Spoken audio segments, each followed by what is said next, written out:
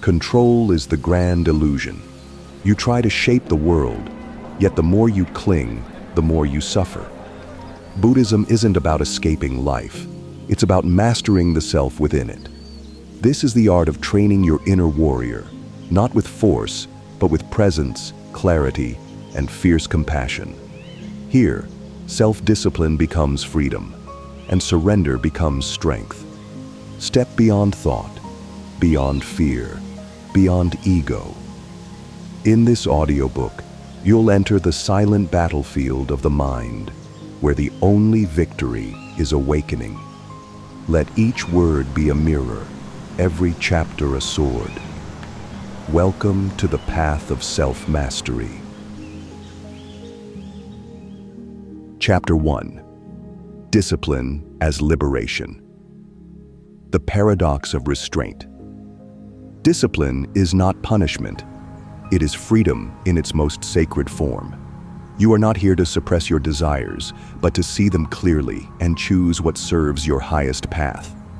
Without discipline, you become a slave to every craving, every distraction, every emotional wave. The warrior within you is not at war with pleasure, but with attachment to it. Restraint is not denial, but intelligent action. When you delay gratification, you awaken power. Every time you say no to what weakens you, you strengthen the force behind your purpose. Look at your day. Where do you lose your energy? Is it in endless scrolling, in conversations that go nowhere, in reacting without thinking? Discipline is the sword that cuts through this fog. It says, I will not give my life force to what drains me. I choose what I serve, and what you serve, you become. That is why ancient monks woke before dawn and trained their minds before they even spoke. It was never about control for its own sake. It was about liberation. When you know you can choose, you no longer fear your impulses. They lose their hold. Most people confuse freedom with doing what they want. Real freedom is being able to sit in silence, fully present, and not be torn by desires or fear. The moment you can watch a thought rise without being pulled by it, you have found real strength. Discipline gives you this space. It creates distance between impulse and action, and in that space, you find peace. To train discipline, start small. Choose one habit that does not serve your growth. Replace it. If you check your phone first thing in the morning, instead, sit in stillness for 3 minutes. Do not try to change everything. Train like a warrior. Repetition, awareness, reflection. If you fail, begin again. The power is not in being perfect, but in not giving up. Every act of restraint is a silent victory. Each moment you choose presence over reaction, you break the chains of unconscious living. In time, your life becomes intentional. Your mind sharpens. Your energy rises. And the discipline that once felt like effort becomes the foundation of your freedom. Chapter 2. Taming the Monkey Mind. Training in Stillness. Your mind jumps from thought to thought like a monkey swinging from branch to branch, never still, always restless. This is the nature of the untamed mind. It moves not because it must, but because it has never been trained to rest. Thoughts come and go like waves, but you are not the waves. You are the ocean beneath. The warrior learns to sit and watch, not to chase or fight thoughts, but to see their true nature. Awareness is your training ground. Attention is your most powerful weapon. Stillness is not about silence around you, but silence within. You could be in the middle of chaos and still remain centered. That is the real strength. You do not wait for peace to arrive. You bring it with you. The mind will resist at first. It will create noise, urge you to move, to check, to scroll, to escape. But each time you return to your breath, to the present moment, you are planting a seed of mastery. Sit with your back straight. Close your eyes. Feel your breath. Inhale slowly. Exhale gently. Nothing more. When a thought arises, label it softly, thinking. Then let it pass. Return to the breath, again and again. Not to succeed, not to stop thinking, but to build the muscle of awareness. This repetition is the training. The value is not in the result, but in the process. Most people react to life. They are pulled by emotions, thoughts, and opinions. But you can respond instead. Response comes from space. That space is born in stillness. When you are no longer possessed by every thought, you begin to choose. A still mind does not mean a blank mind. It means a mind that sees clearly. You become like the calm center of a storm. Movement around you does not disturb your clarity. Carry this training into daily life. When someone speaks, listen fully. When you walk, walk with attention. When anger rises, breathe instead of exploding. These small moments are where the inner warrior is shaped. You do not need hours of silence. You need sincere minutes of practice, day after day. When the monkey mind is tamed, you gain more than focus. You find the doorway to deep peace, a peace that no one and nothing can take from you. Chapter 3. Pain as a teacher. Suffering into strength. Pain is not your enemy. It is your guide. Most people run from it, numb it, or curse it. But the inner warrior sits with it, studies it, uses it. Pain has a language, and if you learn to listen, it reveals what needs to change. Physical pain might point to neglect. Emotional pain often points to a story you are clinging to. Mental pain shows where your beliefs are out of alignment with truth. Suffering arises when you resist this message. You tighten. You demand that life should be different.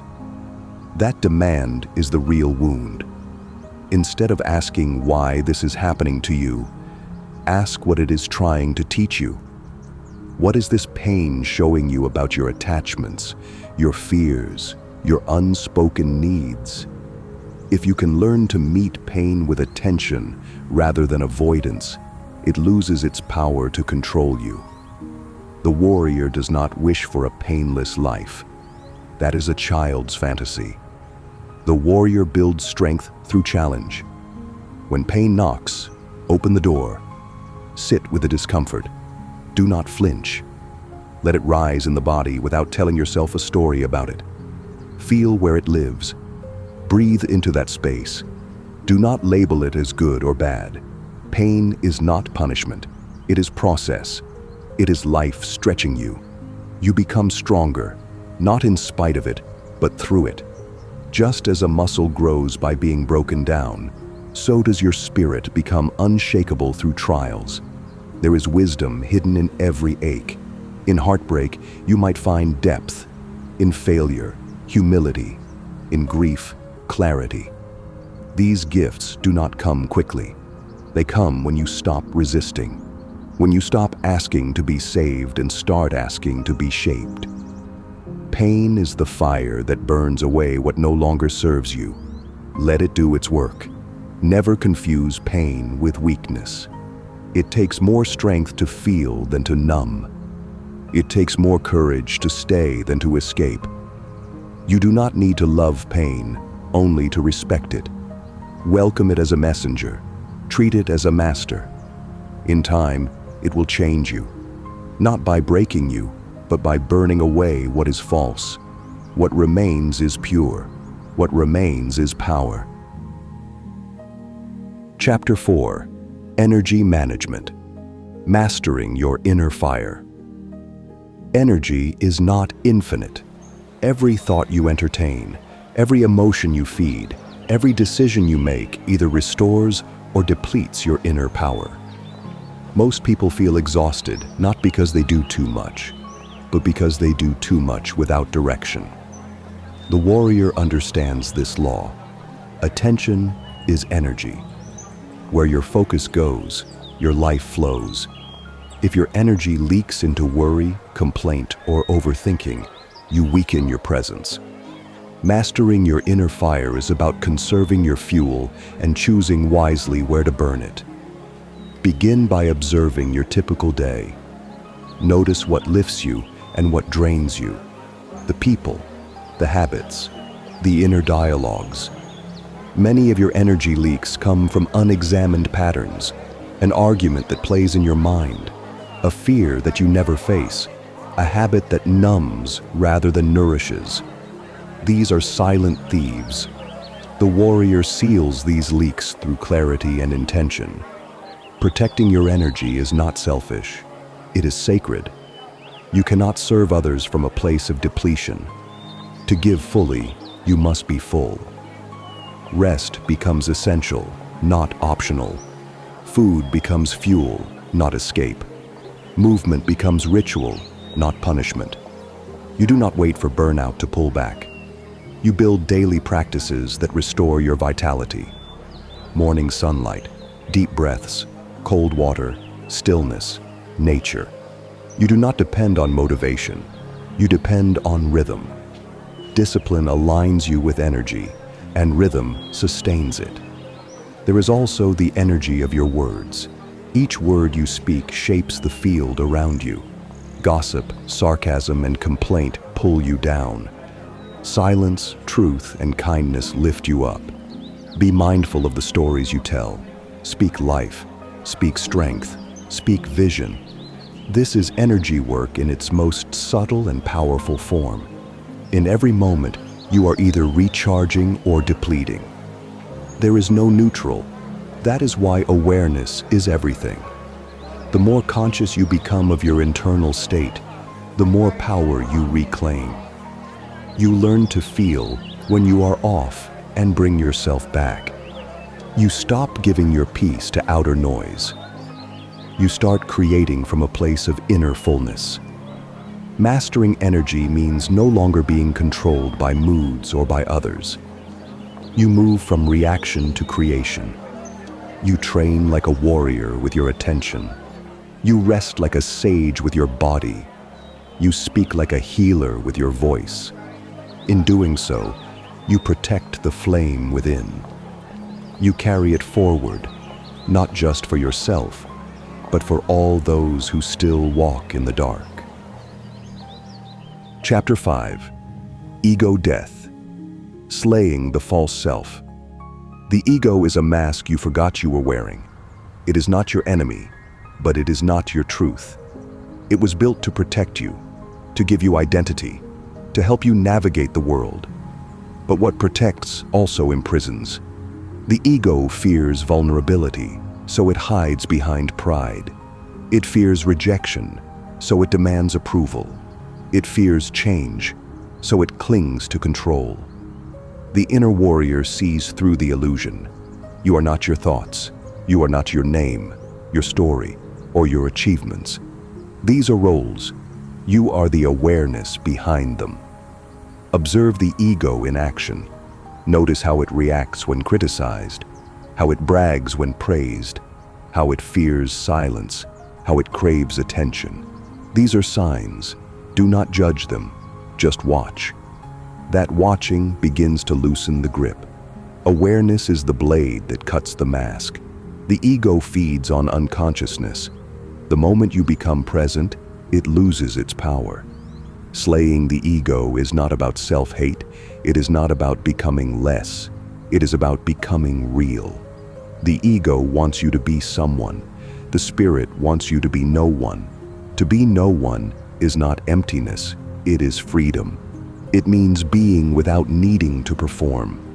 It means action without trying to impress. It means giving without needing credit.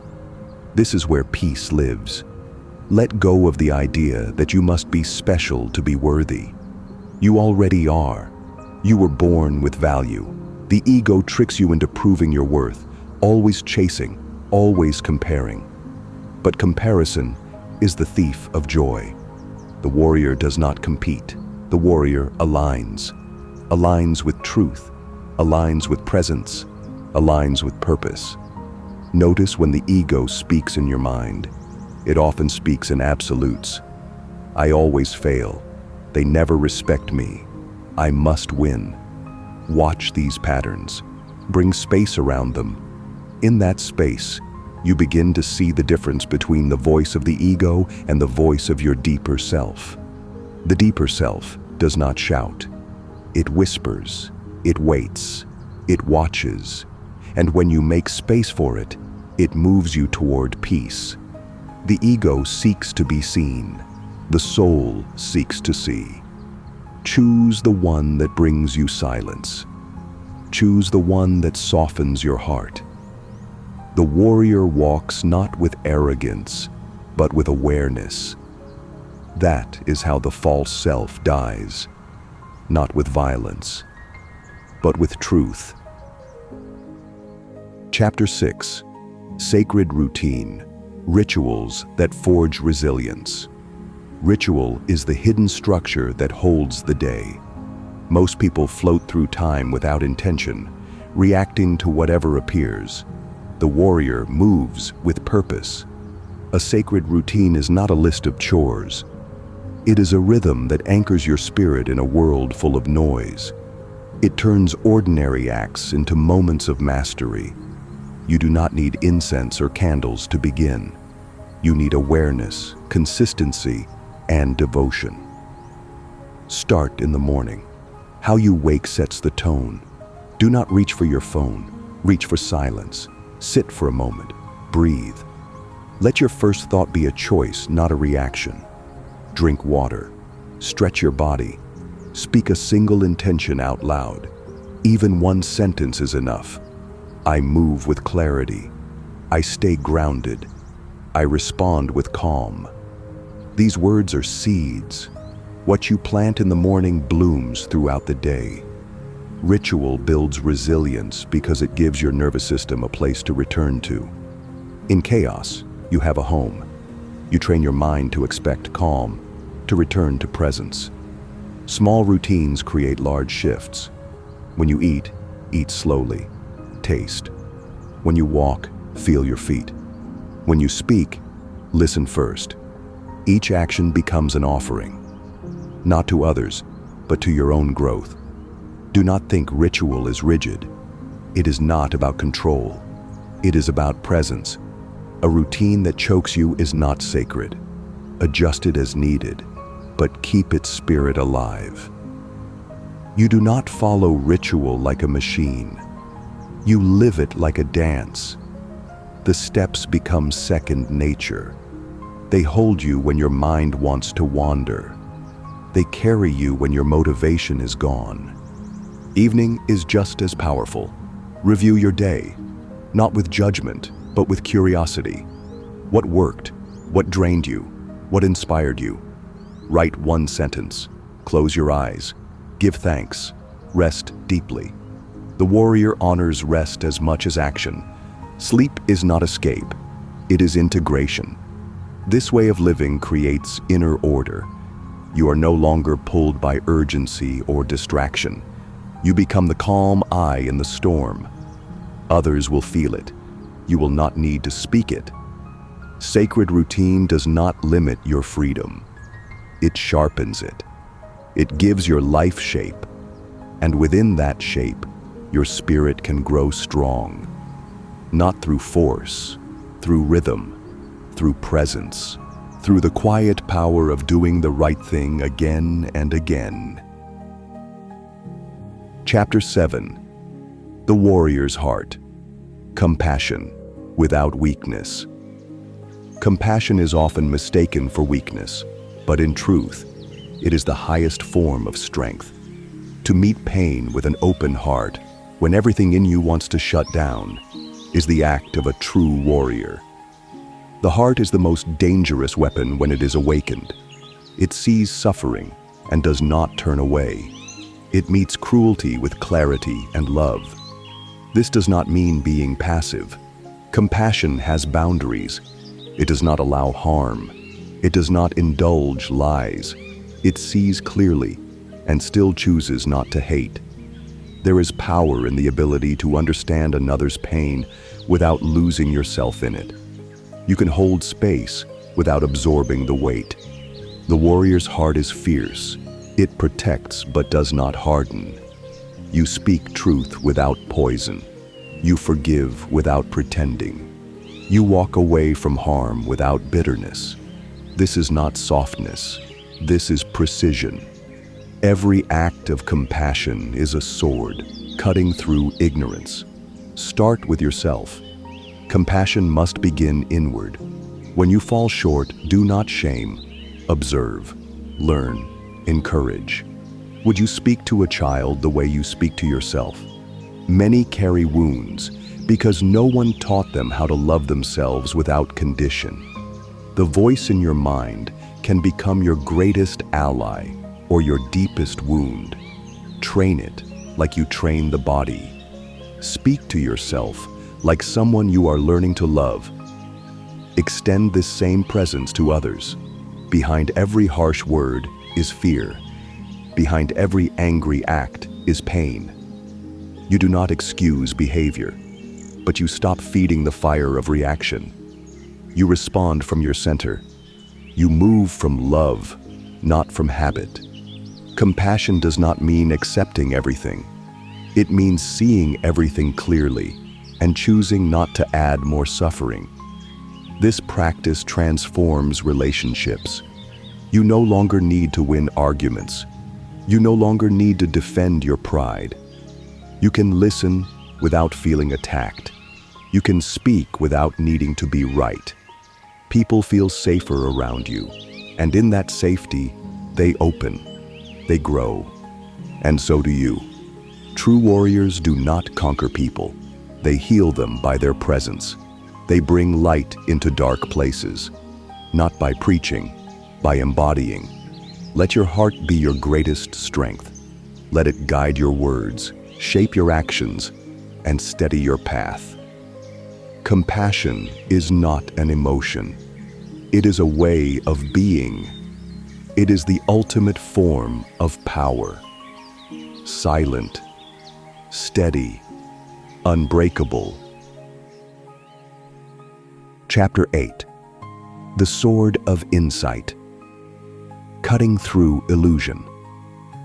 Insight is the sharpest weapon in the warrior's mind.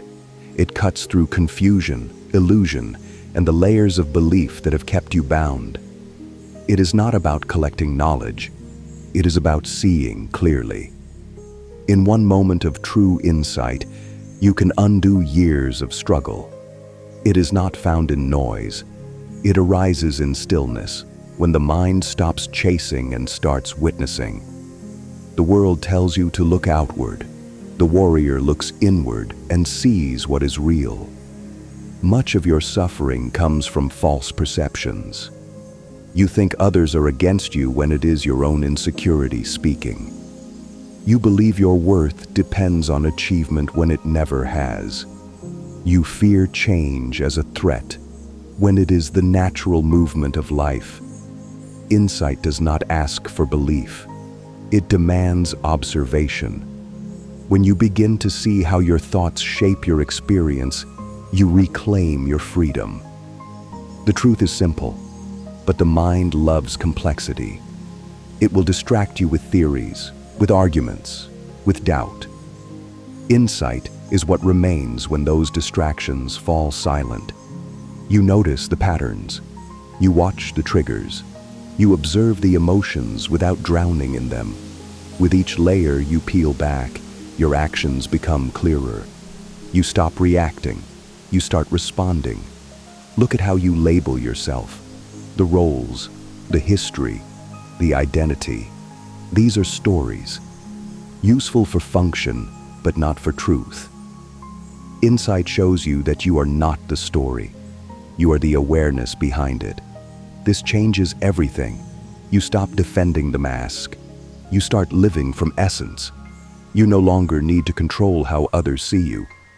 You care more about how aligned you are with what is real. Make space each day to reflect.